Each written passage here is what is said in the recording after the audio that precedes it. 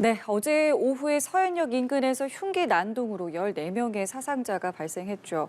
이에 현장을 찾은 안철수 의원은 묻지마 범행에 대한 가중처벌 입법을 추진하겠다라고 밝혔습니다. 한편 정부는 세계 스카우트 잼버리에 온열 질환자가 속출하자 재난특별교부세 30억 원 지원 등 안전대책 마련에 나섰습니다. 오늘 두 분과 이야기 좀 나눠보도록 하죠. 정치권 이슈 윤기찬 국민의힘 법률위 부위원장, 서용주 더불어민주당 상근 부대변인 나와 계십니다. 어서 오십시오. 예, 안녕하십니까. 안녕하십니까?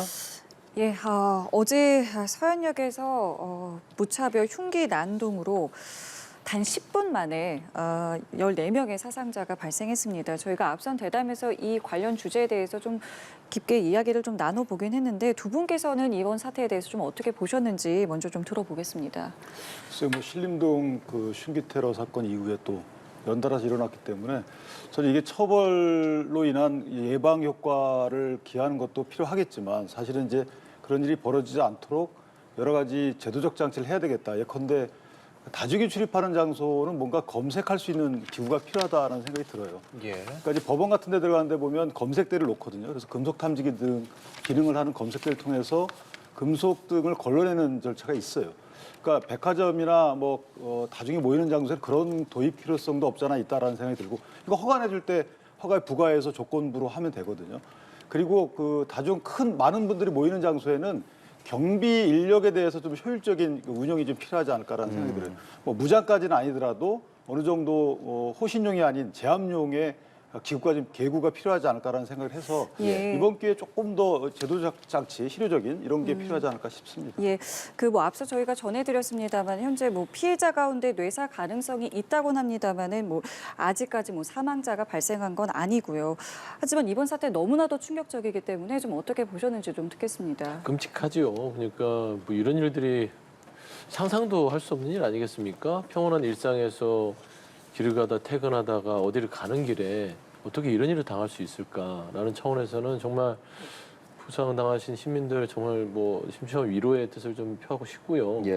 윤기찬 변호사님도 얘기했지만 특히 이제 다중시설이라든지 주요 시설들 시민들이 많이 다니는 부분에 있어서는 검색 강화도 필요하겠지만요. 어떤 가드라고 하죠. 경호 인력들을 좀 늘려서 이렇게 좀 그 행인들이나 거길 출입하는 사람들에 있어서의 통제 권한들 이런 것들을 그 건물의 책임자들이 좀 줬으면 좋겠어요. 그러니까 해외 같은 경우를 보면 어떤 주요 건물에 있어서는 좀 불편할 만큼 어떤 앞에서 사설 경호원들이 많이 있더라고요. 그래서 그런 사설 경호만 있더라도 조금 저런 부분들의 피해를 최소화할 수 있지 않을까라는 것이고 경찰 인력을 배치한다 그거는 좀 현실적으로 불가능할 것 같아요. 모든 어떤 자중시설에 어떤 경찰 인력 다 배치하겠습니까? 왜냐하면 또 치안 부분도 있을 것이고요. 그다음에 두 번째 이제 치안이라는 게 사고적 치안밖에 안 되는 게 좀 안타깝긴 하지만 예방 치안. 그러니까 치안에 대해서 어떤 예방적 차원의 치안 활동들에 대해서 경찰이나 이런 부분에서 좀 치안 정책을 좀 연구를 많이 했으면 좋겠어요. 그러니까 이런 묻지마 살인 사건에 대해서 범행을 저지른 사람들이 대부분 정신적으로나 아니면 사회 불만이 있다거나 좀 여러 가지 심리적으로 불안한 사람들 아닙니까? 이런 부분들을 좀 이 지자체와 각 연결이 돼서 이 사람들을 끊임없이 심리 상담이라든지 상태를 관찰할 수 있는 그런 방안들도 한번 연구해 보는 것들이 어떨까 좀 생각을 하고 있습니다. 양형 관련해서 제가 드리고 싶은 말씀이 이제 이 재판을 하게 되면 저는 정신 분열성 성격 장애 이게 정신병의 일환이라고 해서 이게 그 간병 요소로 또 고려하거나 이런 게 있거든요. 근데 아까 어떤 분들 말씀하셨지만 실제 그런 상황에서 그것이 인과관계가 있는지 여부를 따져봐야 됩니다. 이게 무조건 이분은 정신장애를 앓고 있기 때문에 범행 당시에도 아마 심신미약 상태나 아니면 아예 심신 능력이 없은 상황이었다라고 단정하면 안 되는 것이고 뭔가 경험치가 있어야 될 것 같아요.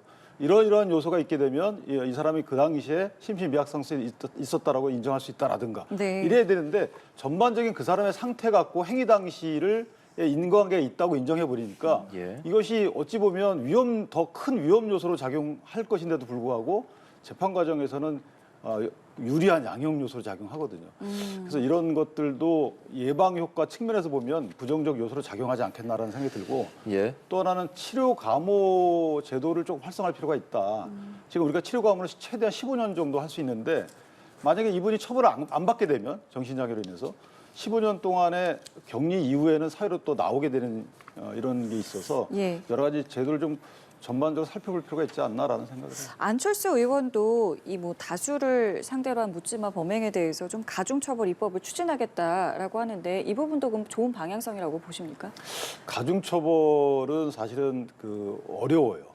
왜냐하면 지금 그렇습니까? 대테러법이 있지만 그 대테러법은 이제 국가기관이나 지방자치단체 또 공중을 협박하는 거거든요. 네. 근데 이 행위 자체가 협박으로 볼 수도 있습니다. 행위에 의한 협박으로 볼 수 있지만 문제는 형량 자체는 저는 이 살인죄 형량이 많이 커요. 그러니까 양형의 문제, 그러니까 재판 과정에서의 형량의 문제로 접근하게 되면 법정형 자체가 낮기 때문에 이런 일이 벌어진다고 보지는 않습니다. 다만 이제 이런 건 있죠. 저런 거에 연관되는 행위들을 한 사람들은 전부 다 공모 입증하지 않고 처벌받게 할 수 있는 이런 제도적 장치는 필요할 수 있습니다. 네. 그리고 아까 말씀드린 대로 어떤 글을 올린다든가 이런 분들에 대한 처벌 근거도 좀 강화할 필요는 있지만 네. 행위자에 대한 법정형이 낮아서 이런 일이 벌어진다고 보지는 않습니다. 예, 알겠습니다. 알겠습니다. 저희는 뭐 정치권 이야기를 좀 해볼 텐데요. 새만금에서 일단 세계 스카우트 잼버리가 열리고 있는데 지금 온열 질환자가 많이 발생을 했고 이로 인한 또 걱정도 만만치가 않습니다. 뭐 지역 사회에서는 대회 중단을 또 요구하고 있고 정부가 특별 재난 교부세 30억 원 이런 것도 좀 이야기하고 있는데 지금 이 상황과 방향성에 대해서 좀 어떻게 생각하고 계시는지요? 이게 보면은 참 저는 납득이 안 되는 게요. 잼버리 대회가 물론 오랫동안 준비를 했던 측면이 있어요. 행사를. 그래서 이거를 좀 안 하기도 그렇고 하기도 그래서 뭐 이 개최를 하는 걸로 결정이 됐다 하더라도 수많은 사람들이 모여서 그 떼약볕에서 온열 질환자가 발생함이 눈앞에 보이는데 이걸 해야 됩니까? 그리고 여기에 대한 대비책들을 충분히 했습니까? 라는 측면에서는 이거는 지금 정치적 공방이 필요 있는 게 아니라 그 현장에 가서 지금 쓰러지거나 고통받는 사람들을 먼저 생각해야 되는 거 아니겠습니까? 그래서 저는 이건 사후약방문식이라고 보는 거예요. 사전에 이거는 행정안전부나 물론 뭐 여가부에서 뭐 이거를 주최한다고 하는데 이쪽에서 각 부처가 힘을 합쳐서 뭐 화장실 부분이라든지 만에 하나 뭐 온도가 높아졌을 때는 인근에 뭐 체육관이나 실내 체육관이나 이런 데가 있거든요. 연수원이나 이렇게 해서 이동할 수 있는 그런 장소를 마련했느냐라는 측면에서는 좀 답답해요. 그리고 나서 저는 제일 한심한 게 이게 정치권에서 이거를 내탁 공방을 하고 있는 거예요. 그렇지 않습니까? 국민의힘이 최근에 저는 깜짝 놀란 게 이 참가자들에 대해서 걱정하는 게 아니라 이게 뭐 호남에 10년 동안 수건 사업이었고 문재인 정부에서 이거를 추진했었고 이 소리가 왜 나옵니까 또? 중요한 건 지금 여기 잼버리 대회에 나가서 고통받는 이 참가자들을 어떻게 처리해 줄 건에 대해서 머리를 모아야 되는데요. 저는 이 문제에 대해서는 뭐 정치적인 해법보다는 일단은 행정, 안전, 그리고 모든 이게 이제 외국 분들도 많이 오셨잖아요. 네. 잘못하면 나라 망신이 될 수 있습니다. 그렇기 때문에 여기 참가자들의 안전을 최우선으로 해서 이들이 원하는 만큼의 장소들, 온열을 온열 그 질환을 뭐 예방할 수 있는 그런 모든 강구를 다 해서 바꿔줘야 된다. 이거를 그냥 뭐 스카우트 정신으로 버텨라 이런 사람들은요 정말 저기 세워놓고 싶습니다. 예. 어떻게 좀 생각하십니까? 예. 뭐 같은 생각이에요. 이게 사실은 이제 안전 문제와 이 편의시설 문제 좀 분리해서 볼 필요가 있는데 편의시설이 부족한 부분에 대한 비판은 뭐 그거는 어느 정도 타당성도 있고 타당성이 없기도 합니다만은 안전과 관련된 이 관리 미숙, 대처 미숙은 사실은 이거 비판 받아야 돼요. 그리고 네. 얼른 대처를 해야 되는 것이고 지금 국가적 차원에서 대응하고 있지만 네. 어쨌든 프로그램을 중단하거나 대회 자체를 단축시키는 방법도 강구해야 돼요. 이게 세계 스카우트 연맹에서 결정할 사안이거든요, 사실은. 그러니까 우리나라가 함부로 이거를 취소할 수가 없어요, 안타깝게도. 그렇지만 외교적 역량 등을 통해 스포츠 외교를 통해서라도 뭔가 같은 좀 조치는 취해야 되지 않겠는가. 예. 왜냐하면 외국에서도 지금 난리치고 있기 때문에 네. 사실은 이게 국격의 문제가 아니고 이 생명의 문제 아니겠습니까? 그래서 이게 진행 과정에서 물론 억울한 부분도 없지 않아 있을 거예요. 집행위원회 측은. 왜냐하면 이게 세계 스포츠 스카우트 연맹에다가 이거 연계해달라고 요청을 했었어요. 근데 스카우트 연맹에서 안 된다라고 했기 때문에 치르는 겁니다만은 그런 이제 뭐 시설 부족 문제에 대해서는 그렇게 변명할 수 있지만 지금 관리 부족 문제는 어떻게 변명할 수가 없어요. 지금 폭염 상황에서 이걸 그럼 아이들을 어떻게 다른 데 피난시킨다든가 이런 식의 대처를 했어야 되는데도 불구하고 강행했다는 거.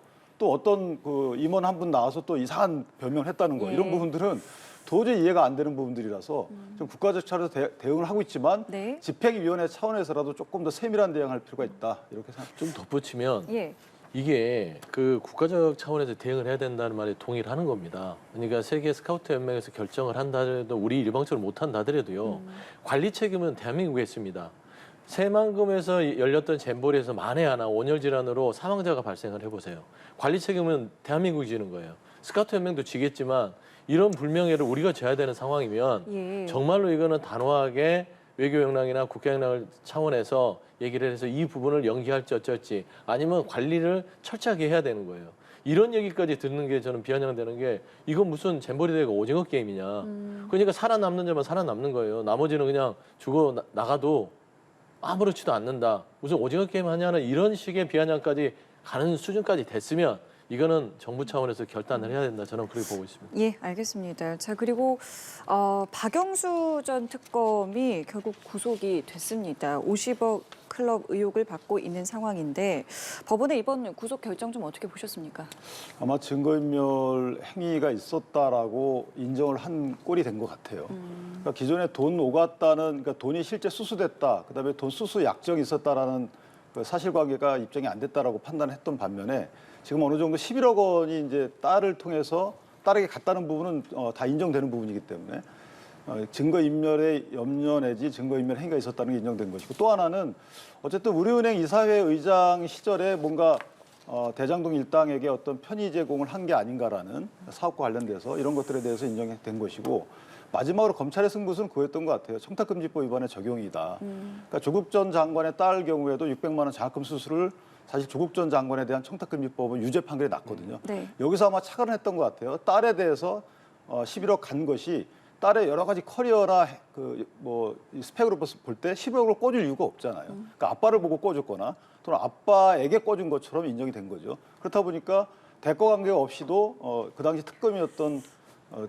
이분에게 그 돈이 간 것은 청탁금지법 위반이다. 이건 이제 범죄 사실이 인정된 거기 때문에 여기에 플러스 증거인멸 행위가 결합됐다면 영장 발부가 조금 더 수월했다 이렇게 생각해요. 네, 두 번째 영장 청구 끝에 이렇게 구속 결정이 됐는데 그동안 사실 수사 의지가 부족한 것 아니냐라는 비판도 있었습니다. 네. 그 부분에 대해서 어느 정도 좀 수사의 속도가 붙는 계기가 될 수 있다고 보십니까? 이거 밀려서 하는 수사잖아요.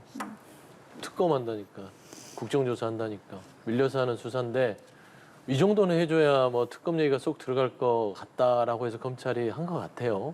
근데 그런다고 해서 특검을 안 할 거는 아닐 것 같고, 박영수 이 전 특검에 대해서 보시면 얼마나 어처구니가 없습니까? 이 대장동 사건이 이 법조 카리탈이라는 게 드러난 겁니다. 이제 시작점입니다. 하나만 보세요. 박영수 전 특검의 시절 딸과 공모자 11억 수수. 그러니까 돈을 빌려준 것도 여기는요 억 단위로 빌려줍니다. 뭐 빌려주는 게 억 단위로 빌리기가 쉽지 않아요. 사업하는 사람들도요 몇 억 빌리려면요 어디 가서 그냥 고생합니다. 근데 박영수 특검의 딸이라는 이유만으로 그냥 수억원씩 척척 빌려서 씁니다. 이게 그냥 빌렸을까요? 대가성이 없었을까요? 이런 부분들이 아마 고려가 됐을 것이고, 박영수 전 특검 자체가 핸드폰을 왜 망치로 깨부수겠습니까? 이제는 다 드러났다. 여기에서 이 핸드폰이 다 드러나면 나뿐만 아니라 다른 사람 다 드러나게 되는 것이다. 라는 부분에 있어서는 이제는 검찰이 떠밀려서 하는 수사지만 어쩔 수 없이 할 수 없는, 밝힐 수밖에 없는 대장동의 어떤 법적 카르텔이고요.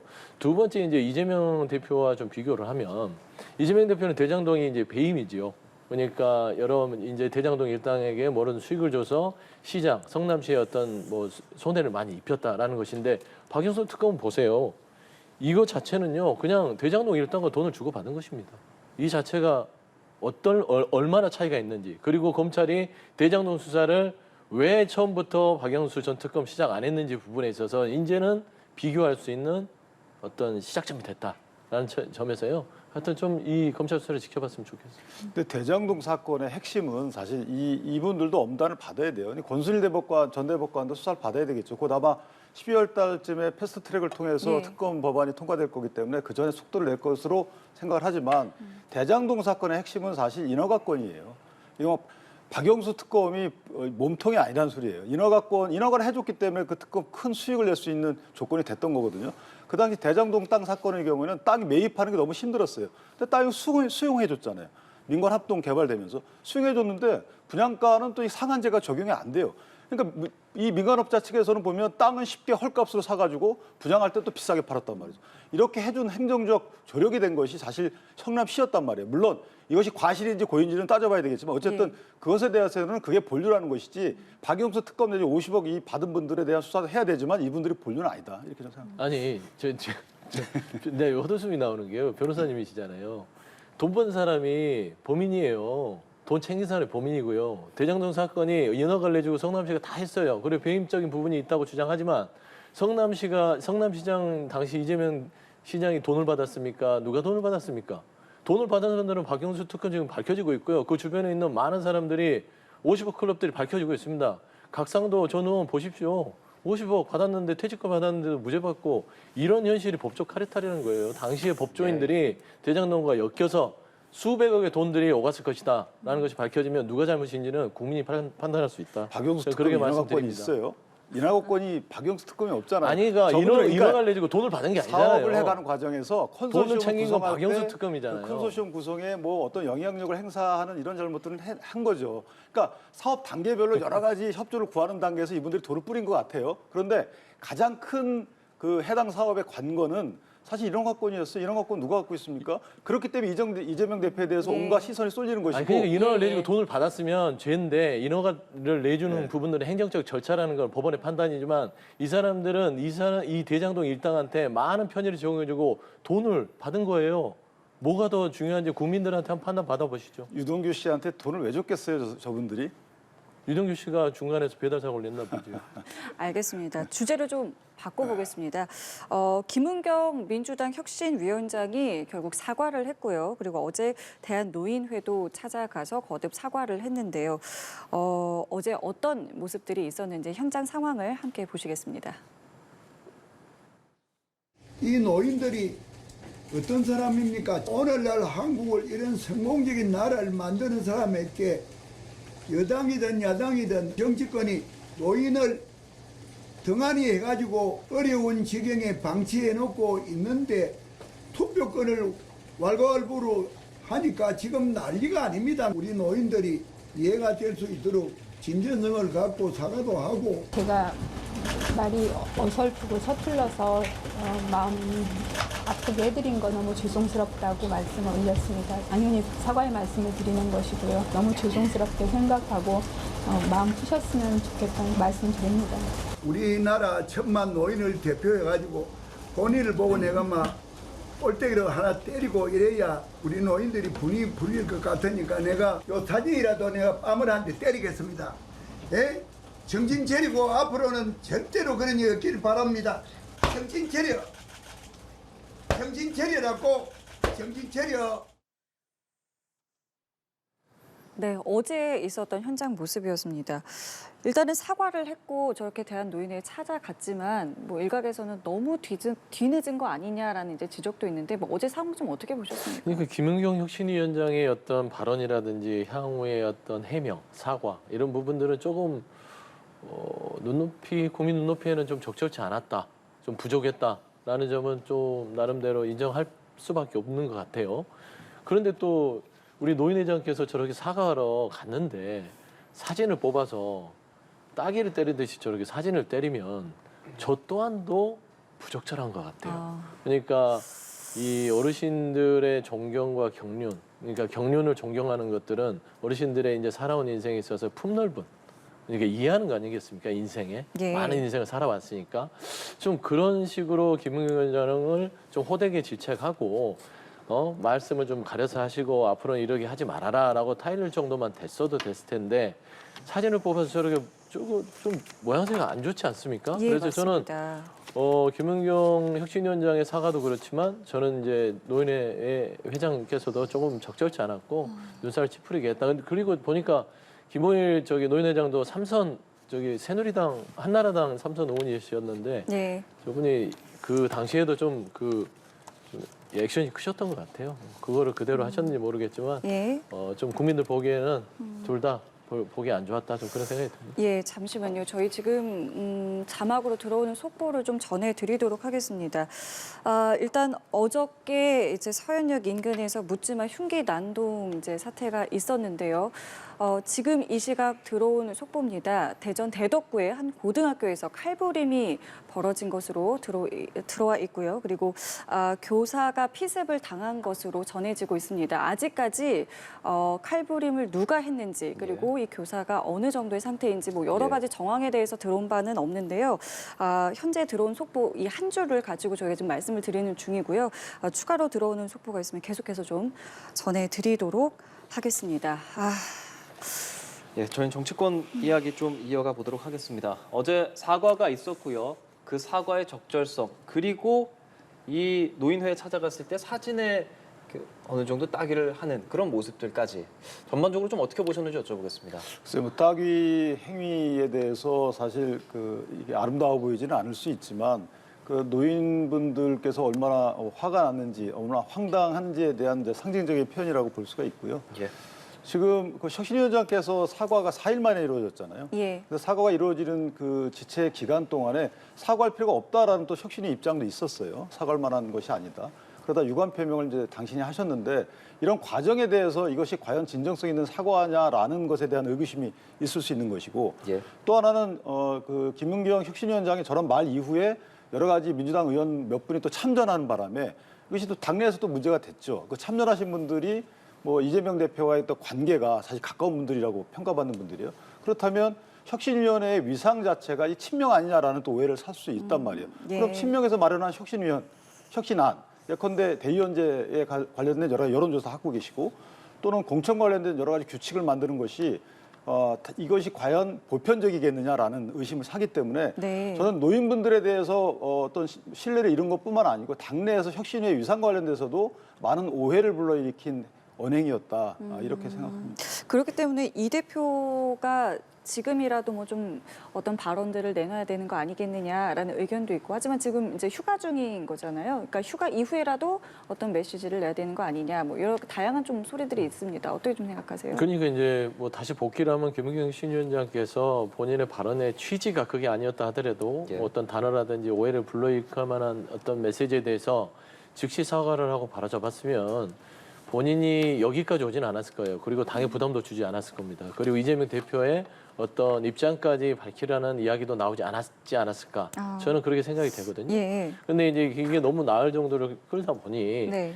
박홍 원내대표가 공식 사과를 하셨고 예. 이제는 이재명 대표가 휴가를 복귀하면 입장을 밝혀야 될 상황은 됐어요. 아마 끝나고 나서 뭐 가만히 있지는 않으실 것 같고요. 끝나고 복귀를 하시면 여기에 대한 입장을 얘기하실 것 같은데 일단 김은경 혁신위원장의 부분들은 본인 스스로에 대한 실수도 있고요. 당의 부담도 줬지만 혁신을 멈추지 않겠다고 했으니 네네. 저는 제자리로 돌아와서 예. 일단은 이번 기회를 뭐 어떤 뭐 죽비로 삼아야죠. 자기가 본인이 이게 혁신과 정치 이 두 부분에 있어서 헷갈린 것 같아요.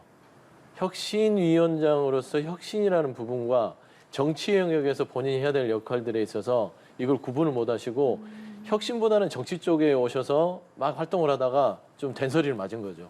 다시 혁신이라는 그 자료로 돌아가셔서 당의 개혁과 안정을 위해서 혁신에 매진했으면 좋겠다라는 말로 좀 대신하고 싶습니다. 예. 예. 근데 지금 말씀하신 것처럼 만약에 혁신위에서 무언가 이제 다시 시작을 하려고 해요. 근데 그게 지지를 받고 공감을 얻을 수 있을까? 이 부분은 어떻게 생각하세요? 그것도 이제 숙제입니다. 좀 솔직한 말로 혁신의 동력은 상당 부분 잃었다고 봐야죠. 그러니까 만약에 100에 있었다. 네. 김은경 위원장에 대한 기대가 100이 있었는데 이번 어떤 발언이라든지 처신을 통해서 저는 한 절반은 줄었다고 보는 겁니다. 그러면은 그 절반이 준 거를 김은경 혁신위원장은요.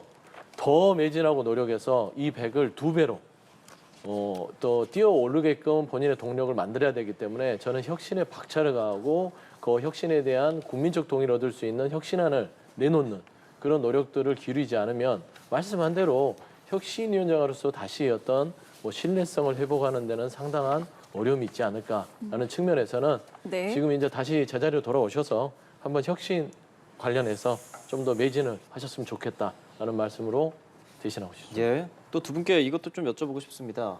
더불어민주당 2021년 전당대회 돈봉투 살포 의혹 받고 있는 윤관석, 이성만 의원. 영장실질심사위에서 법원에 출석하는 모습 저희가 보여드렸는데 네.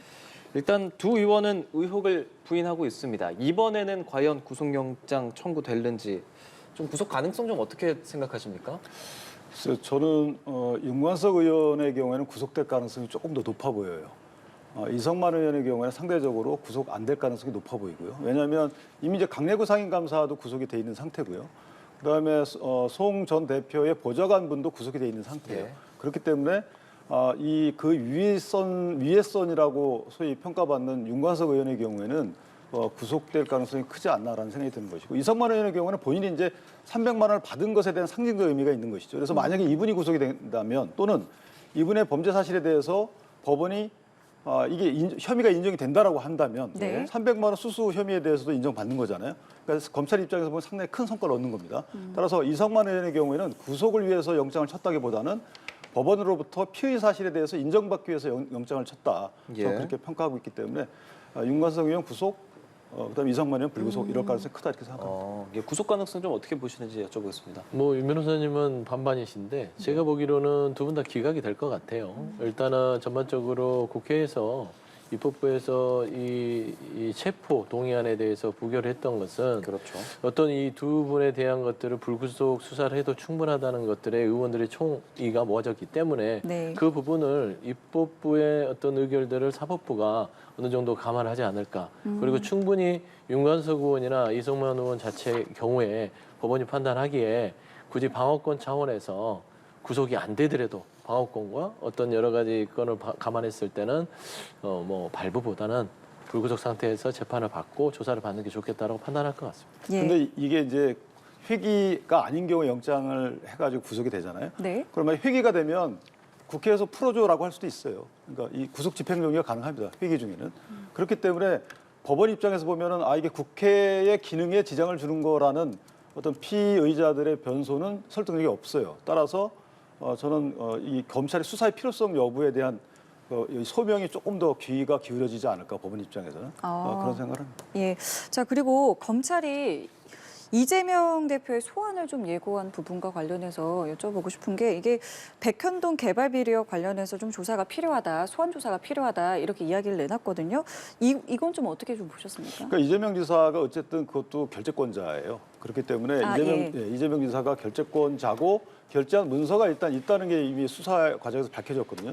정진상 저 실장과 같이. 그렇다면 그냥 이재명 지사가 그동안에 해명해 오시는 과정이 만약에 사실 그대로 해명 오셨으면은 사실은 소환을 안 받을 수도 있었겠죠. 그런데 해명 과정에서 약간 사실과 다른 말들이 있었잖아요. 국토부 요청에 의해서 네. 의무적으로 해줬다라는 또 말씀도 하셨고 하기 네. 때문에 저는 개인적으로 백현동에 대해서는 상당히 특혜가 있었던 건 맞아요. 기본적으로 4단계 상향이 되면 개발이 가능하고 그다음 용적률이 올라갑니다. 그러니까 이용 가치가 커지는 거죠. 사업성이 커지는 겁니다.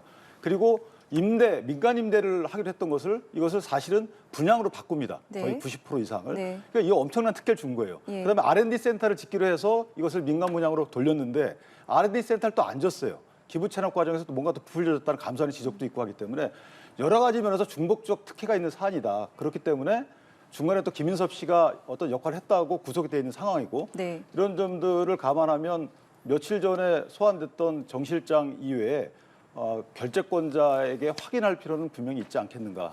소환의 필요성은 인정된다고 보입니다. 네, 그리고 앞서 저희가 전해드렸던 교사 피습 속보와 관련해서 추가로 들어온 내용이 있어서 전해드릴 텐데요. 오늘 오전이었습니다. 10시 3분쯤에 대전 대덕구의 한 고등학교에서 청소년으로 추정되는 한 남성이 40대 교사를 흉기로 찌르고 도주하는 사건이 발생했습니다.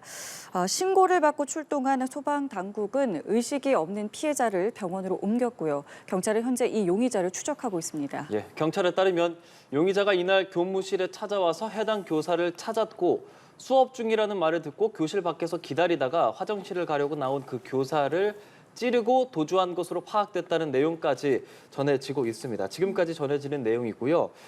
대전 대덕구 고등학교에서 청소년으로 추정되는 남성이 40대 교사를 흉기로 찌르고 도주하는 사건이 발생했다. 내용 다시 한번 전해드리고 또 자세한 내용 저희가 들어오는 대로 바로 전해드리겠습니다. 네, 앞서 저희가 또 이재명 대표의 소환 가능성이라는 이 주제를 가지고 두 분과 이야기를 나눴었는데 소환을 하게 된다면 지금 이제 비회기 기간이기 때문에 네. 언제 하느냐도 사실은 좀 중요한 포인트가 될 것 같은데 어떻게 좀 예측하세요? 시기는 이제 아무 의미가 없는 것 같아요. 아, 그렇습니까? 네. 그러니까 일단 검찰의 수사 자체가 이미 야당 대표에 대해서 이 야당 대표를 흔들므로써 총선까지 끌고 가겠다라는 건 너무 계획된 거라서 또 뭐 백현동 소환할 거고 쌍방울 관련 소환할 거고요.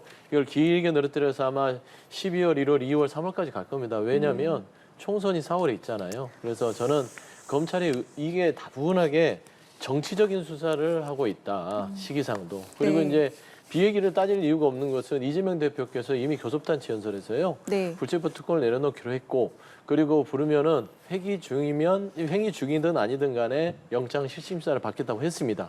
그렇기 때문에 회기 중에 들어오더라도 예. 여야 간에 합의를 해서 그 어느 중간 이재명 대표의 그 체포영장 그 영장이 들어오게 되면 비얘기로 지정해서 나가서 영장 실심사를 받게 되기 때문에요. 예, 그 예. 부분에 대해서는 굳이 논의를 할 필요는 없다라고 알겠습니다. 오늘 두 분과의 이야기는 여기까지 듣겠습니다. 고맙습니다. 고맙습니다.